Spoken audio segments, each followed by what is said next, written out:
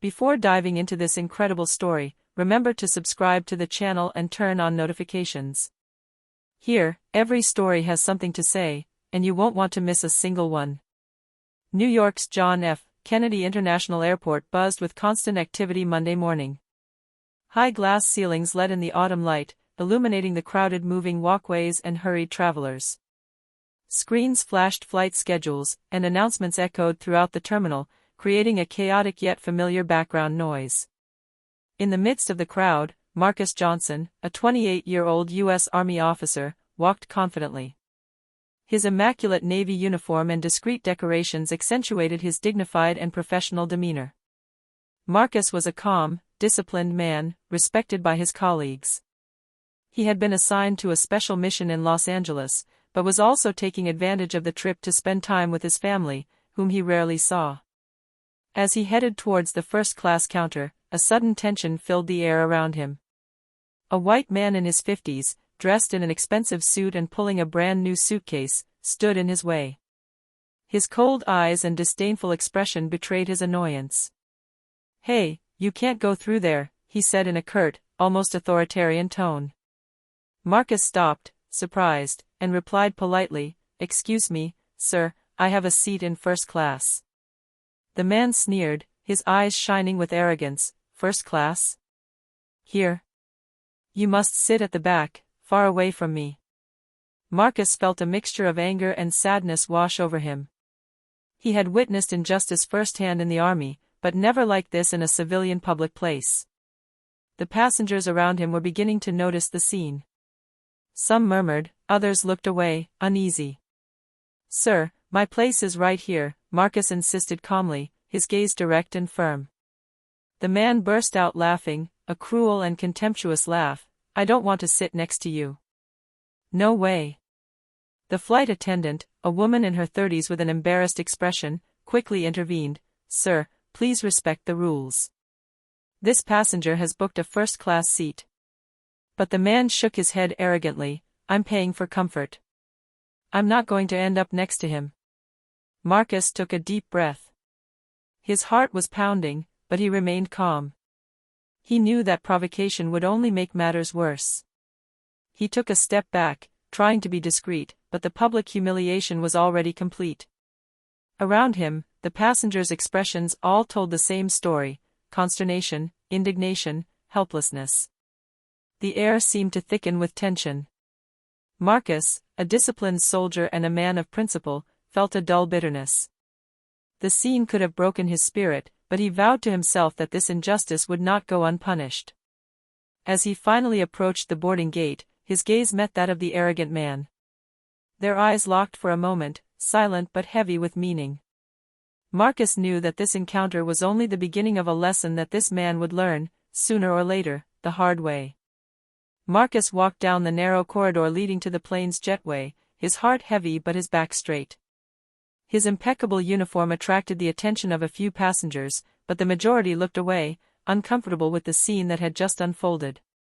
The white man, visibly irritated by Marcus's presence, watched him nervously, dragging his suitcase. He huffed and puffed, casting worried glances at the flight attendant. The tension in the air was palpable. Marcus reached his seat in first class, a spacious area with cream leather armchairs and personal screens. As he settled in, the man made a theatrical gesture, raising his voice to attract the crew's attention. "Excuse me. I refuse to sit next to." He stopped abruptly, aware that all eyes were now on him. The crew, embarrassed, exchanged quick glances. The hostess, attempting to calm the situation, intervened. "Sir, your seat is indeed in row 12B. This passenger has a confirmed reservation in 12A. You cannot." "I don't want him next to me," exclaimed the man, red with anger. Marcus, in a calm but firm voice, replied. "I respect your position, sir, but I paid for my seat and I have the right to sit here." Around them, murmurs could be heard. Some passengers nodded their heads in approval, others remained silent, intimidated by the tension. Marcus took a deep breath, clasping his hands in his lap. He knew that engaging in a physical or verbal confrontation would be pointless and could worsen the situation. He straightened his back, chin up, and fixed the man with a steady but determined gaze. "Very well," the man finally snorted, taking a step back. "But I warn you, I will not tolerate any contact with you." Marcus did not reply. He simply sat down and fastened his seatbelt, his calmness contrasting with the man's agitation. He knew that true power came not from anger, but from dignity and self-control. As the plane began to taxi toward the runway, Marcus felt a mixture of bitterness and pride. He had been humiliated, but he had lost none of his dignity. The passengers' eyes continued to follow him, some with respect, others with surprise. At that precise moment, Marcus knew that this public humiliation was only the beginning. Karma, he thought, had a particular way of manifesting itself. And he, Marcus Johnson, was going to make sure that lesson was learned, but in his own quiet and effective way. A few hours later, Marcus disembarked at Los Angeles Airport for his connecting flight to San Francisco. He was still slightly shaken by the first-class incident, but his mind remained clear and determined. He knew he would not let this humiliation go unpunished, not out of revenge, but to restore the justice and dignity that every individual deserves. As he walked toward the transfer counter, he spotted a familiar figure a few meters away. His heart skipped a beat. The arrogant man who had humiliated him in New York was there, talking loudly to the counter staff, waving his arms and clearly showing his impatience. Marcus watched silently, a faint smile beginning to appear on his lips. He approached calmly, his impeccable uniform and noble bearing once again drawing attention. The man noticed him and shuddered, immediately recognizing the person he had refused to let sit next to him a few hours earlier. "Ah, you," stammered the man, visibly embarrassed, trying to look away. Marcus, in a calm and firm voice, simply replied, "Hello, sir. You seem to have a small problem with your reservation. Can I help clarify the situation?" The man, red with shame and annoyance, didn't know what to say. Marcus then took out his phone and showed an official email from the Army, confirmation of his promotion and special mission, including automatic first class and priority boarding privileges. The man stammered, trying to protest, It's not possible." Marcus, with an almost icy calm but a slight, satisfied smile, replied, "Sir, you see, your refusal in New York had no legal or moral basis. The rules apply to everyone, without exception. Next time, I advise you to think before unjustly humiliating someone." Around them, several passengers and crew members watched the scene, some with admiration, others with astonishment. The arrogant man turned his head away, unable to retaliate, feeling shame wash over him. Marcus, still in control of himself, headed towards the counter to finalize his recording, while the man remained frozen, unable to regain control of the situation.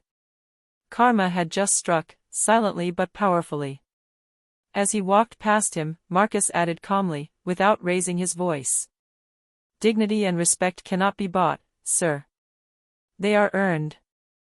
The man, unable to reply, lowered his head and remained motionless for a few moments, while Marcus continued on his way. For the first time, he understood that the humiliation he had inflicted earlier was now coming back to haunt him, not through revenge, but through the simple justice of life. Marcus walked away towards the boarding area, his heart light, knowing that his dignity remained intact and that the man who had offended him had just learned a valuable lesson.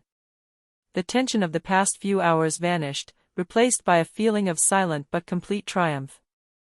The flight from Los Angeles to San Francisco began without apparent incident.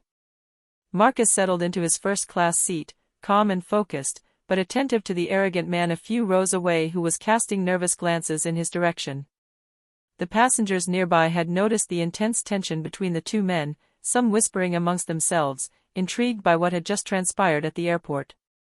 A few minutes after takeoff, the captain made a routine announcement.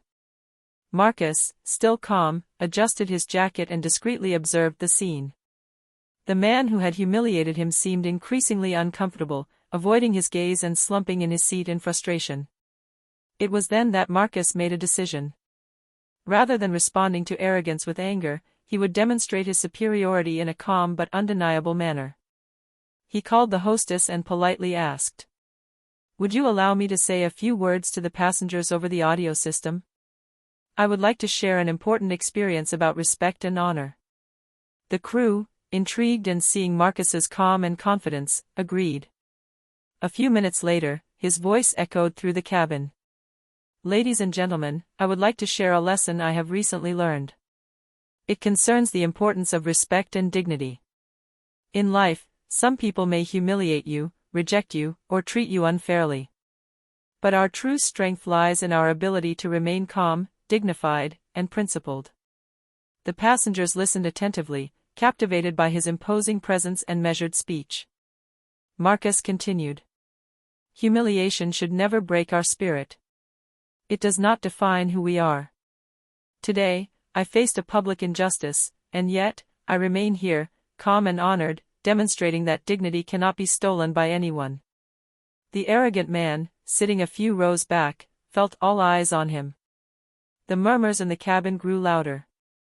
Some passengers stared at him disapprovingly, while others exchanged knowing glances with Marcus. The man turned red, unable to hide his shame. After a few moments of heavy silence, Marcus concluded, "I want everyone to remember, true strength lies not in power or wealth, but in the ability to treat others with respect. And when you choose dignity over arrogance, you always triumph, no matter the situation." A soft applause could be heard in the cabin. The humiliated man lowered his head, unable to retaliate. For the first time, he realized that his vanity and prejudice had placed him in a position of weakness, while Marcus, calm and dignified, had transformed the humiliation into a demonstration of moral strength. Marcus returned to his seat, relaxed and serene. The passengers continued to murmur about his calm and self-control. The arrogant man, silently humiliated in front of everyone, understood that his lesson had been firmly etched in his memory. The tables had turned. The one who had tried to belittle Marcus had just received a public, discreet but resounding moral reprimand. As the plane flew over the California hills, the tension in the cabin eased, but Marcus remained alert. The arrogant man sitting a few rows ahead could no longer concentrate on anything. Every passenger who met his gaze seemed to be silently judging him. Shame had transformed his pride into palpable embarrassment. Marcus then decided to end the lesson in a subtle yet brilliant way. He asked the crew again if he could make an announcement, this time to present an important point about leadership and merit. The crew nodded, impressed by his dignity and composure.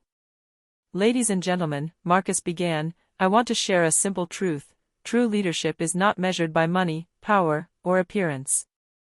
It is measured by how we treat those around us, especially when we have the opportunity to belittle or humiliate them." He paused, letting his words permeate the cabin. The passengers listened attentively, captivated by his imposing presence and natural confidence. "Today, I was confronted with unfair and humiliating behavior. But I chose to respond with dignity, respect, and self-control." Marcus turned slightly, looking the arrogant man directly in the eyes. This simple gesture sent a shiver through the cabin. The man looked away, unable to withstand the intensity of Marcus's calm and confident gaze. "Arrogance and prejudice will never get you far," Marcus continued calmly. "And there is nothing more powerful than transforming humiliation into strength, contempt into respect." An impressive silence followed his words, then a quiet applause could be heard. The passengers around him, silent until now, were showing their support. The arrogant man, now completely humiliated, understood that his vanity and racism had placed him in a position of public weakness. There was no way out. Marcus sat back down, relaxed and serene, observing the scene with quiet satisfaction. The man, on the other hand, remained frozen, reflecting on his actions and how he had treated Marcus just a few hours earlier. This public, though non-violent, humiliation had shown him his own insignificance and the importance of respecting others, regardless of their appearance or status. When the plane landed in San Francisco, Marcus was the last to disembark, leaving behind a space filled with respect and admiration. The passengers nodded their greetings, some even smiling admiringly. The arrogant man remained behind, silent and thoughtful, aware that the lesson he had just received would mark his life forever. Marcus had transformed what began as a public humiliation into a resounding moral victory. He had demonstrated that dignity, composure, and self-control are the most powerful weapons against arrogance and racism. That day, he had not only preserved his honor but had also offered a life lesson to all who had witnessed the scene.